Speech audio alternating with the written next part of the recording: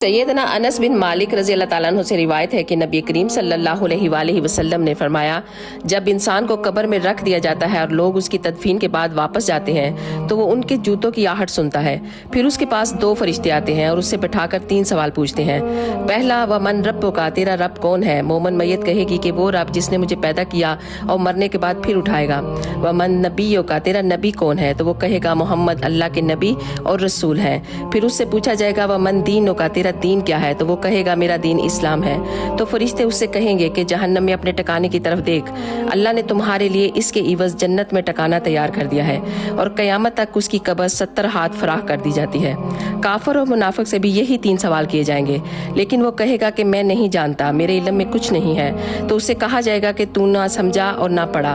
तो फिर फरिश्ते उसके कानों के दरमियान लोहे की एक ऐसी ज़र्ब लगाएंगे कि इससे उसकी चीख निकल पड़ेगी और उसकी चीख इंसानों और जिन्नों के अलावा दुनिया